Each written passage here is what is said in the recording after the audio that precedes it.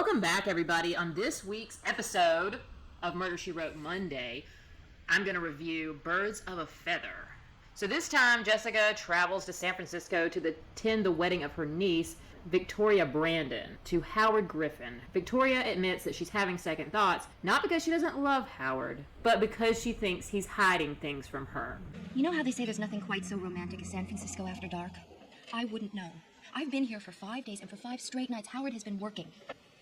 Well, of course, selling life insurance is... I dropped by his office yesterday to surprise him. They told me that he hadn't worked there for a month. Oh.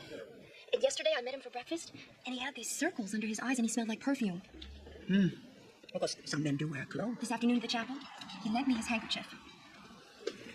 Look, well, that's not your shade. No. And these matches? From some nightclub? So the players in this week's episode are Howard Griffin, and Howard's a pretty nice guy. He's played by Jeff Conway, but he's a nice kid, but he seems to have gotten in over his head at this local nightclub. He's an aspiring actor who used to work as a taxi driver in New York City, and that's how he met Victoria. And that does beg the question, though, is the show Taxi canon to Murder, She Wrote? These are general question. Then there's Al Drake, and he's a pretty disagreeable guy, and everyone seems to hate him. He owns a successful nightclub. And then there's Fritz, his German Shepherd. Then there's Mike, or Michelle DuPont. And he's supposed to be a pretty successful drag queen, even though I don't understand why.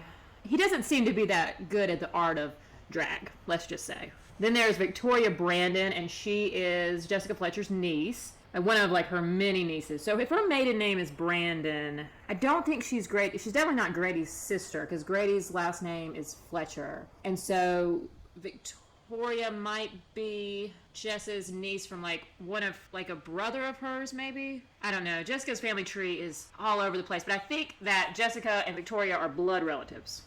I think so. Who knows? Then, of course, there's Jessica Fletcher, and then there's Barbara, who is a secretary, and she's having an affair with her boss. Then there's Bill, who is a television talent agent, and he's Freddie York's television talent agent. And Freddie York is a comedian, I guess. I don't think he's very funny, but he's played by the guy from Welcome Back, Kotter. He said he invented the rim shot for jokes. I don't think that can be accurate or true. He's kind of a terrible comedian. Then there's Candace Drake, and she's married to Al Drake, and she hates him. Just cannot stand him.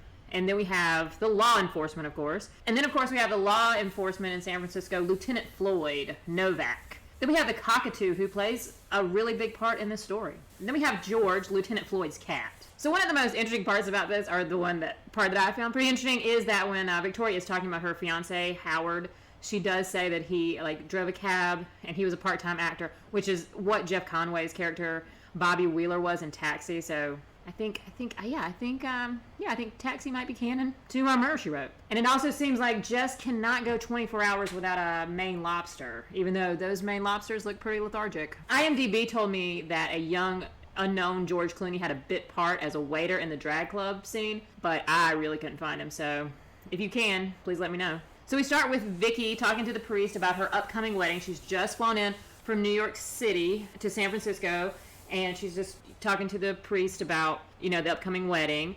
But she is very unsure about Howard.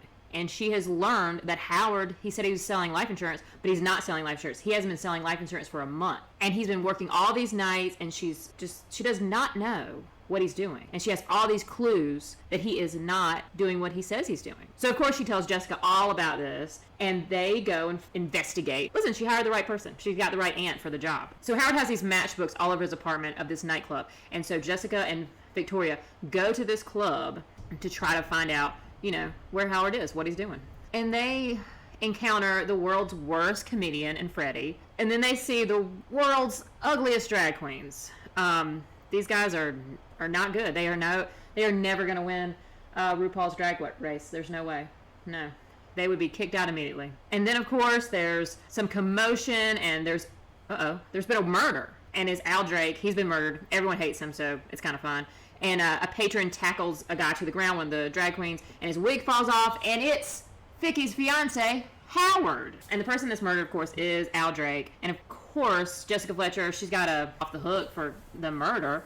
And so she's going to investigate. She's going to stay in San Francisco and investigate. And I think this whole thing maybe takes place in about 4 days, I think it feels like. So from Jessica arriving until the murder is solved. Of course, immediately Howard is arrested, and Vicky, goes to the police station. She's got to see her fiance. She's like, I still love you. I'm glad that you're not cheating on me. You're just a terrible drag queen at this club. She's fine with it. She's completely fine with it. So the detective is completely convinced that Howard is guilty. Of course, Jessica is not convinced at all. She thinks there's another person, even though she has no clue who that could be. But she's going to get Howard off the hook, of course. So Jessica, she hits up the club. She does all of her snooping. And the suspects in this are the wife, her lover, possibly the world's worst comic, Freddie, his agent, maybe the dog. And also, there's always the chance that Jessica Fletcher is a serial killer and she killed Al, but, we'll get back to that. So the detective is very convinced, though, that Howard did it, despite any evidence that he did it, except for the fact that he was running away from the body. Yeah, the only evidence that, I'm just trying to think, is there any other evidence? No, he was just running away from the body, so the detective thinks he 100% did it. So Jessica wants to put some science behind this, so she gets all these science scenarios together. She's shooting, which is kind of weird that she's shooting this gun in the club to see if they can hear it. I don't know where she's shooting this gun, but she's shooting the gun to see if they can hear it. They keep doing it, and of course, you can hear the gun go off every part of the club. The reason that no one heard the gun go off, that's a big mystery in the club, because you can hear this loud gun go off everywhere. And so they're doing all this experiments, and then there's a light that falls from the stage just as Freddie comes out, and then it almost hits Freddie, almost hits Jessica. Freddie believes that the light was for him. He thinks that the light fell to murder him, but the cop actually thinks that the light was meant for Jessica to get her off the trail. Jessica gets Howard out on bail, and she's even more determined to be catch the killer. We got to catch the killer because, they got to get married. So Jessica's got to get it together. Jessica, of course, has her eureka moment. Jessica goes back to her hotel room to take a nap, and she puts the pillow over her ears, and boom, that's her eureka moment. She knows exactly who the killer is, and she just got to confirm it. So her evidence for how she gets this killer in this episode is the pillow from Al's couch was used as a silencer for the gun. The damaged pillow was later replaced with a pillow from another dressing room because all the pillows are the same in the place. Originally, the police concluded that only the sound of the drums during Freddie's acts could have obscured the sound of the gunshot. Once Jessica establishes that the pillow was used as a silencer, the possible time frame for the murder expands to include any time after which Al was last seen alive. So the reason that the police are so hot on Howard is because they think that the sound of Freddie's drums during his act masked the sound of the gunshot.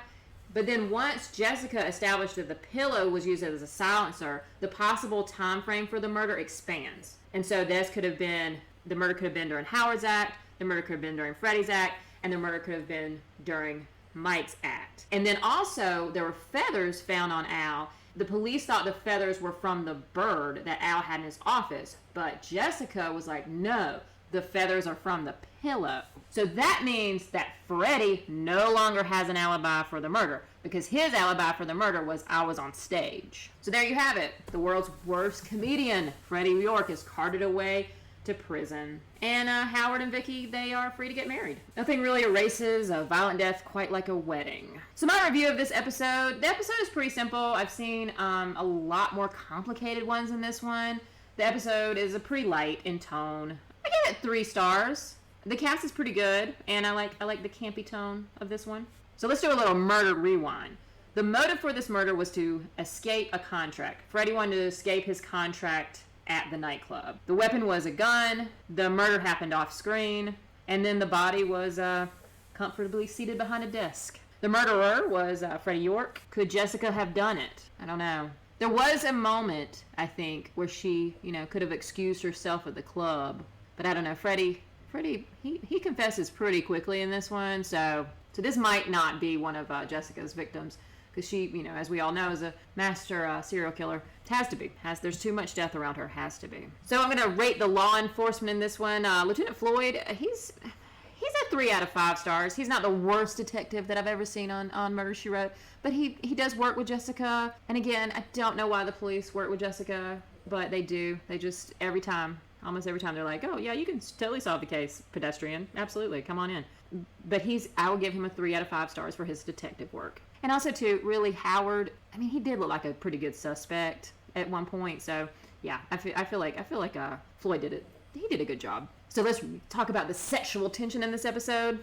Of course, between Jessica and Lieutenant Floyd, of course, there's a lot of moments between those two. There's Howard and Vicky. Yeah, I mean, they're getting married, so they have some sexual tension. I mean, really, though, Howard really lied to her in the beginning. I don't know. I just feel like Vicky could do a lot better than Howard, and she does. Another one is Freddie and his agent. I feel like they could have rode off into the sunset together.